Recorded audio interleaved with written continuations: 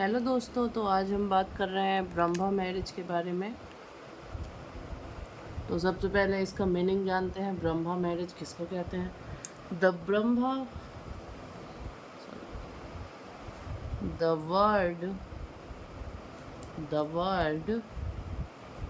Brahma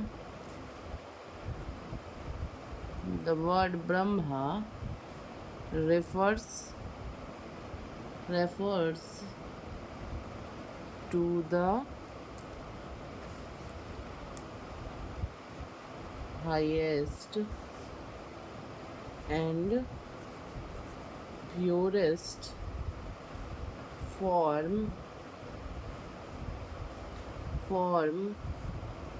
of marriage. It was regarded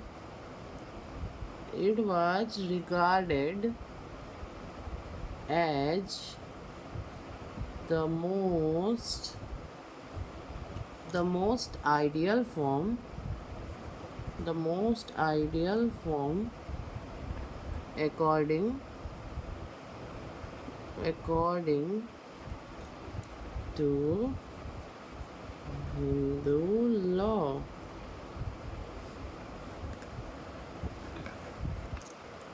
ये बात कर रहा है कि ब्रह्मा जो है वह एक बहुत हाईएस्ट और प्योरेस्ट फॉर्म है मैरिज का, और ये जो है ये मुख्य आइडियल फॉर्म के रूप में ये रिकॉर्डेड है, मुख्य ideal form of Hindu law. ये जो मैरिज का मुख्य आइडियल फॉर्म है हिंदू लॉ के अंदर, उसके रिगार्डिंग ये बात करता है। ये मतलब कि ये सबसे मुख्य और सबसे प्योर फॉर्म है शादी का हिंदू लॉ के अंदर, और ये जो है वह सबसे आइडियल फॉर्म माना जाता है अकॉर्डिंग टू हिंदू लॉ। तो इसका डेफिनेशन क्या है?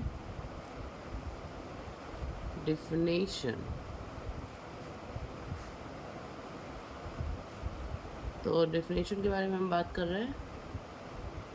In this form the father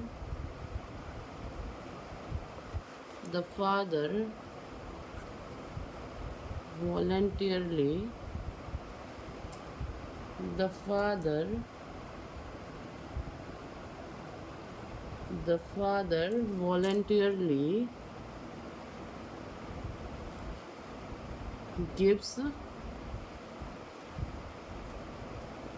his daughter to a man who possesses good character, education,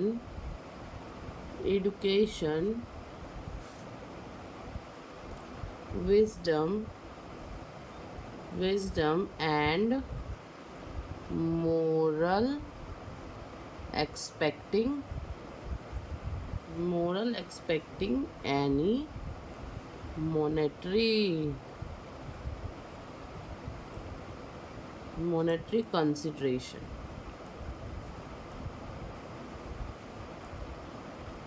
इस फॉर्म के अंदर पिता जो है अपने मतलब अपनी बेटी को वो वॉलंटियरली देता है अच्छा कैरेक्टर, सही आचरण, शिक्षा, विजडम और moral expecting any monetary consideration के रूप में यही देता है। कोई पैसे वैसे नहीं देता है, वो जो है अच्छा आचरण देता है, विजडम देता है, एजुकेशन देता है और मोरल एक्सपेक्टिंग एनी मॉनेटरी देता है।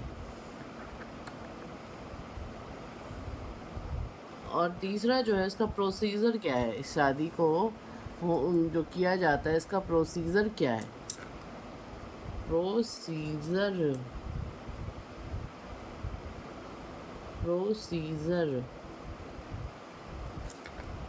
प्रोसीजर चलिए हम बात करते हैं इसका।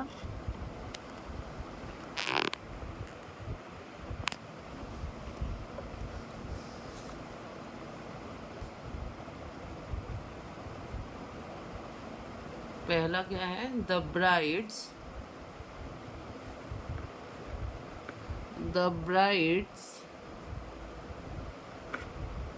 Parents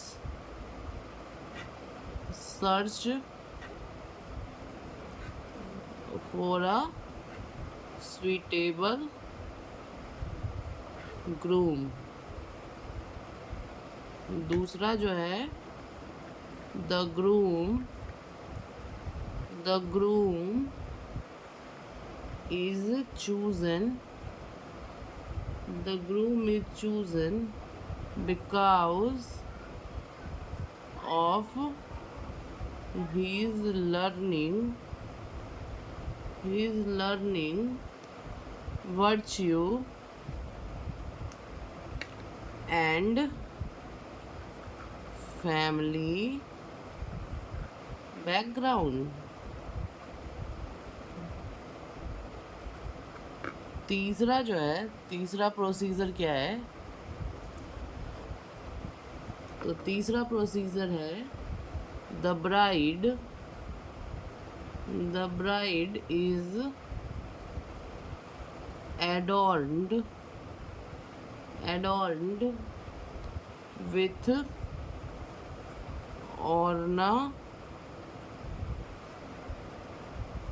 ornaments and clothes। और चौथा जो है, वैदिक रिचुअल्स including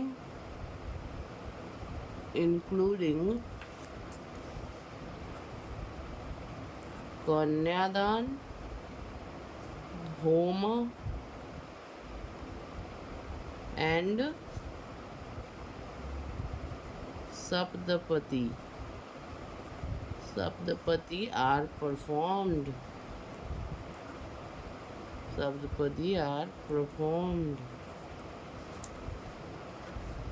और लास्ट में क्या है, the father formally gives away his daughter। तो ओवरऑल ये जो इसका प्रोसीजर क्या है कि आज के टाइम में किस तरह से मतलब ये लड़की के लिए उसके पेरेंट्स, जो अरेंज मैरिज होते हैं उसमें जो लड़की के लिए उसके पेरेंट्स अच्छा लड़का ढूंढते हैं जो उसके लायक का हो, तो सेम इसमें भी वही है कि सेम वही उसके पहला फर्स्ट पॉइंट में यही है कि उस ब्राइड के जो पिता होते हैं वह सबसे पहले एक स्वीटेबल दूल्हा ढूंढते हैं मतलब अपनी बेटी के लिए। और दूसरा है कि the groom is chosen because his learning virtue and family background. मतलब कहता है कि जो दूल्हा है वो इसलिए चूज किया जाता है वो क्योंकि उसका वो समझदारी उसमें कितना है, वर्च्यू कितना है और उसका फैमिली बैकग्राउंड कैसा है, उसके आधार पे लड़का को चूज किया जाता है।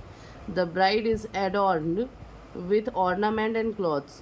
जो दुल्हन है वो एडॉर्न की जाती है मतलब जो भी ज्वेलरी होती है और कपड़े होते हैं उसके साथ। तो इस शादी में वैदिक रिचुअल्स होते हैं, कन्यादान होता है, होम होता है और वो सप्तपदी यानी कि जो 7 वचन लिए जाते हैं वो परफॉर्म किए जाते हैं। The father formally gives away his daughter, मतलब जो पिता है वो अपनी बेटी को अपने से दूर भेजता है इस शादी में। तो ओवरऑल जो आज का जो शादी है अभी प्रेजेंट में जो हिंदू मैरिज होता है वो सेम यही शादी होती है, यानी कि जो ब्रह्मा मैरिज है वो अभी भी उसको फॉलो किया जाता है। वही ज़्यादातर जगहों पे यही हिंदू मैरिज एक्ट में भी इसी का जिक्र है। तो चलिए हम लोग अब नेक्स्ट पढ़ेंगे। सॉरी अभी इसका कैरेक्टरिस्टिक बचा हुआ है, तो चलिए इस शादी का कैरेक्टरिस्टिक पढ़ लिया जाए।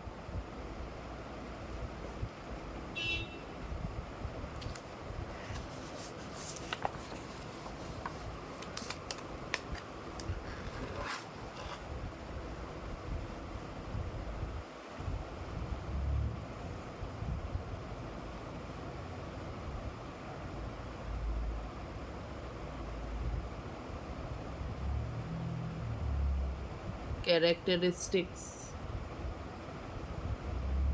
तो इसका कैरेक्टरिस्टिक जो है, पहला पॉइंट जो है वो क्या है, नो ब्राइड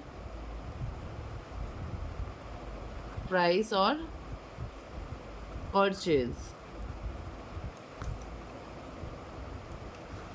इसमें जो है लड़की ना तो उसका दाम दिया जाता है और ना तो उसको खरीदा जाता है।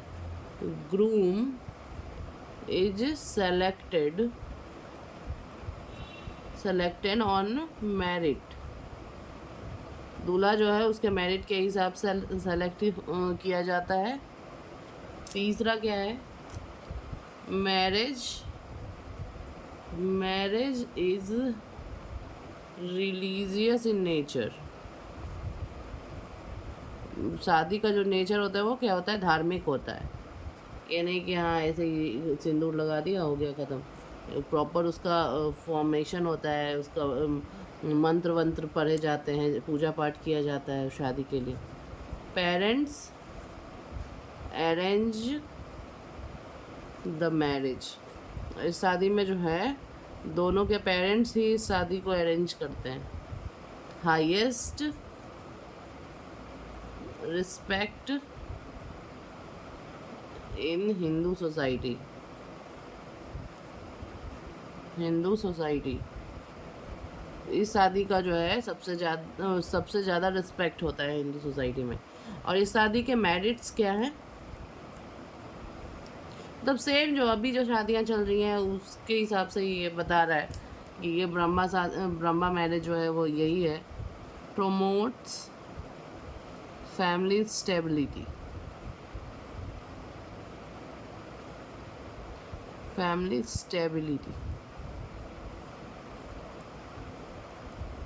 ये जो है फैमिली की स्टेबिलिटी को प्रमोट करता है, based on moral values rather than wealth. मतलब इस शादी में जो है वो नैतिक जो भी वैल्यूज़ हैं उनको ज़्यादा वैल्यू दिया जाता है धन संपत्ति के ऊपर। मतलब धन संपत्ति से ज़्यादा वैल्यू उसको दिया जाता है। तीसरा जो है वो क्या है, इंश्योर्ड सोशल अप्रूवल। मतलब जैसे कि अभी भी है सोसाइटी में जो लोग रहते हैं, मतलब गांव वगैरह में जब जाओगे तो वहाँ पे है कि सोशल गैदरिंग भी किया जाता है, इसीलिए ताकि वो सामाजिक तौर पे उस शादी को एक्सेप्ट किया जा सके। बारात वगैरह जो ले जाया जाता है या फिर तिलक में लड़कियों के साइड से ले जाया जाता है। Consider a spirituality beneficial. और ये स्पिरिचुअलिटी जो है उसको भी बेनिफिशियल कंसीडर करता है। और इस शादी का डिमेरिट्स क्या है,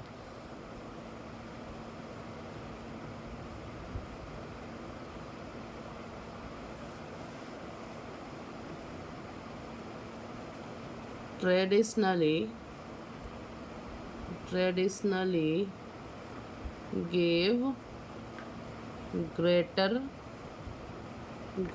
decision making power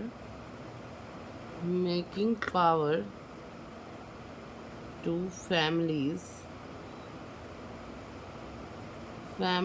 than to the couple।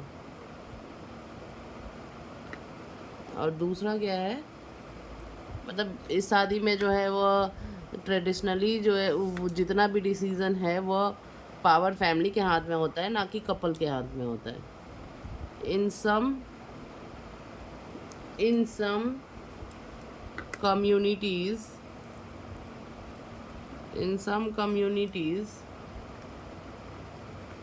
social expectations later became linked with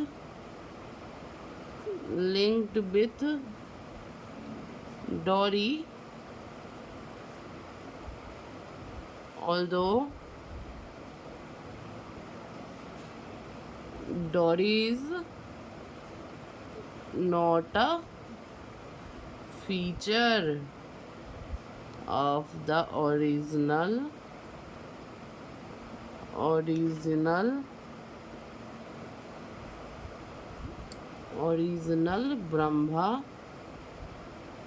Brahma form.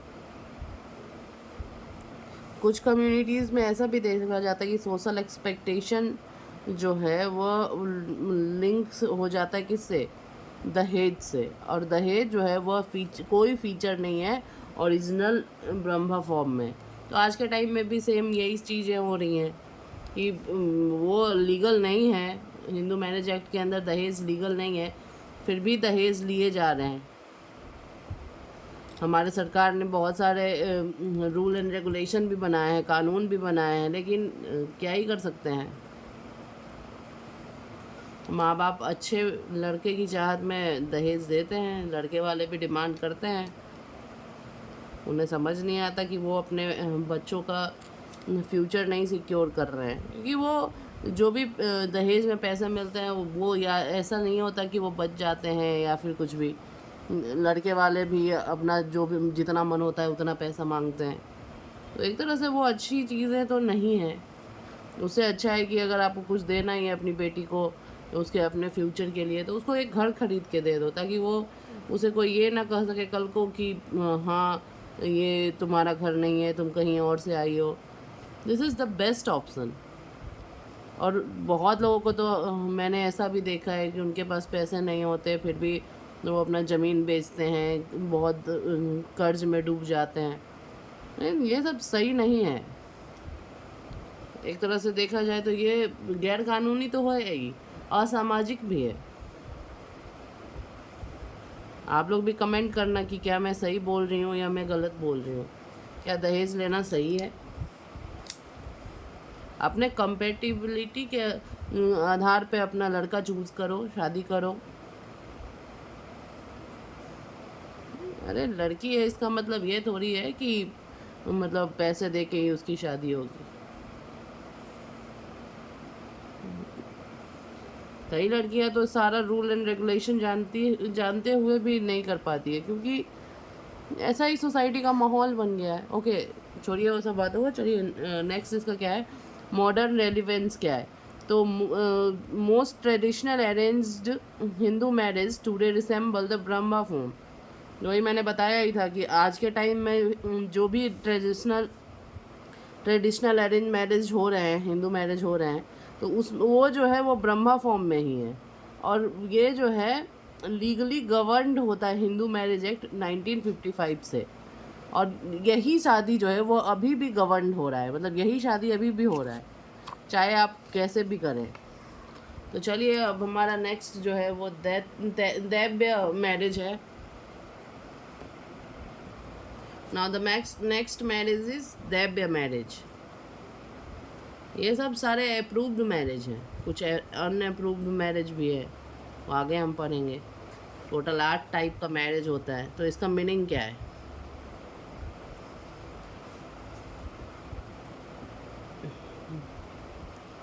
इसका मीनिंग है the word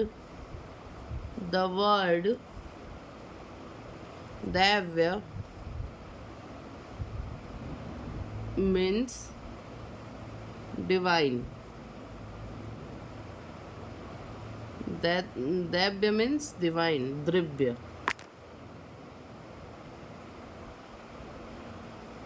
Now the another one is definition. क्या है इस मैरिज का definition? Now the definition is the bride's father gives his daughter in marriage to a priest who has officiated officiated at a religious sacrifice, यानी कि याजना। जो लड़की के पिता हैं वह अपनी बेटी को वैसे शादी में देते हैं जो कि ऑफिशिएटेड है रिलीजियस सेक्रीफाइस के ऊपर। यह कोई ऑर्गेनाइज शादी नहीं होती है। इस शादी का बैकग्राउंड क्या है? इस शादी के बैकग्राउंड के बारे में चलिए अब हम जानते हैं। तो इसका बैकग्राउंड जो है, इन ancient time in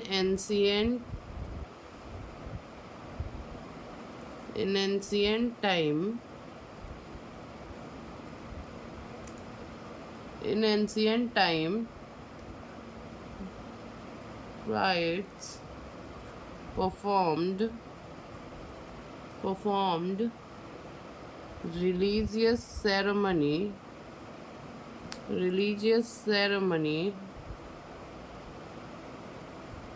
if a father could not find a suitable groom,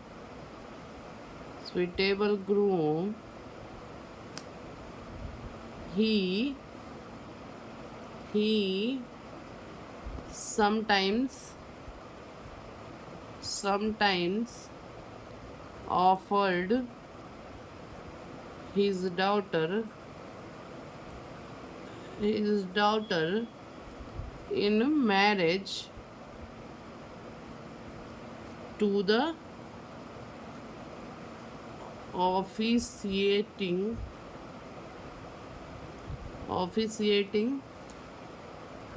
priest।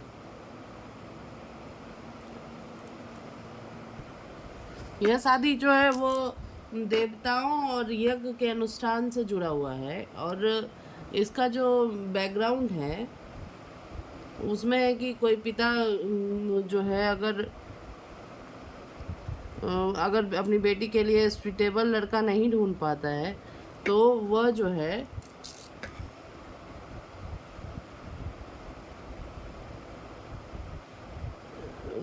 है पुजारी से उसकी शादी करवा देता है। वह शादी इस प्रकार किया जाता है कि मतलब कोई पिता है वह यज्ञ करवाता है और यज्ञ के मतलब दक्षिणा के रूप में अपनी बेटी से उसका शादी करवा देता है। तो एक तरह से अनऑफिशियल ही होता है ये, मतलब सही नहीं है इस शादी को करवाना। तो चलिए इसके कैरेक्टरिस्टिक के बारे में जानते हैं।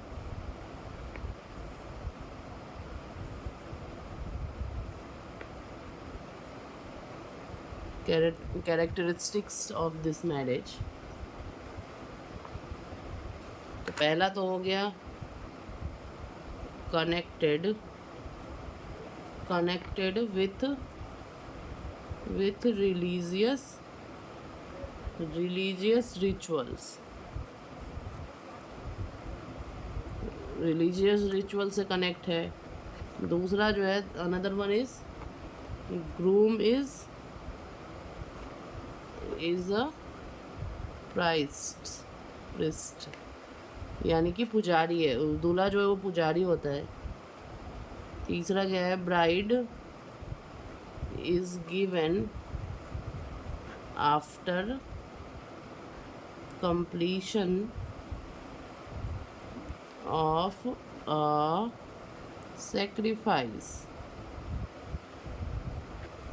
सेक्रीफाइस के रूप में उसको दुल्हन दे दी जाती है।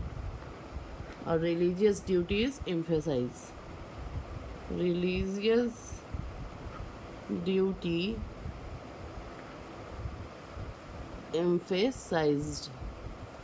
इसके अंदर रिलीजियस ड्यूटी एम्फेसाइज्ड होता है। Now the another one is advantage. क्या है इस शादी का advantage? Now the advantage number 1 क्या है, encourage respect encourage respect for learned Christ। और दूसरा क्या है, strengthen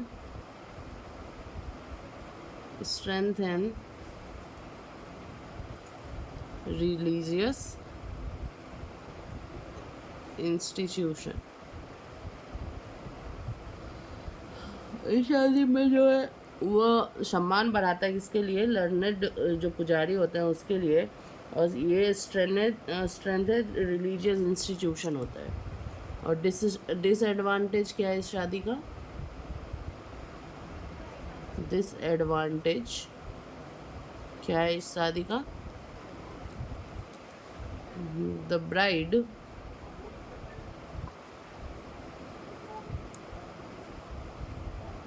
bride personal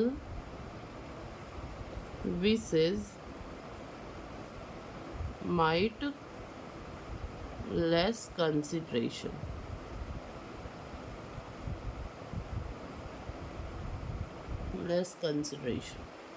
Another one is क्या है, considered inferior to Brahma because the marriage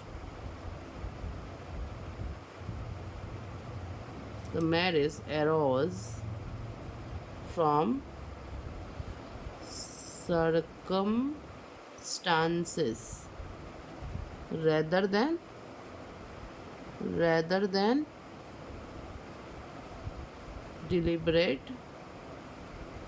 deliberate selection।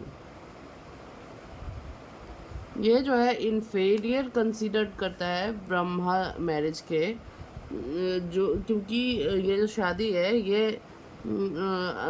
Arrows करता है सर्कमस्टांसेस रेदर देन डिलिब्रेट सेलेक्शन। मतलब इसमें कोई वो पर्टिकुलर सेलेक्शन नहीं होता है, इसमें बस उसके माता पिता जो हैं वो उसको एक तरह से दान कर देते हैं, कन्यादान नहीं, एक पर्टिकुलर जो पुजारी को दान दिया जाता है पूजा पाठ में, तो उस तरह से ये अपनी बेटी को ही दान दे देते थे ये लोग। तो अभी के टाइम में इसका क्या पोजीशन है वो जानते हैं। This form is virtually extinct in modern India।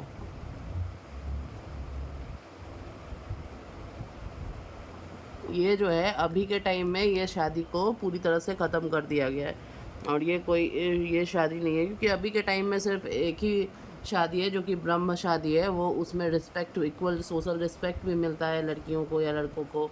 इस शादी के आधार पे देखा जाए तो एक तरह से लड़कियों को बस दान कर दिया जाता है घर से उसके माता पिता के द्वारा, कोई यज्ञ वगैरह की, मतलब एक तरह से जिस तरह से ट्रीट होता है कि वस्तुएँ हैं वो वस्तुओं की तरह ट्रीट होती हैं। ओके देन, तो आज के लिए इतना ही। अब हम नेक्स्ट उसे पढ़ेंगे अरसा मैरिज वगैरह। तो चलिए, okay, thank you so much.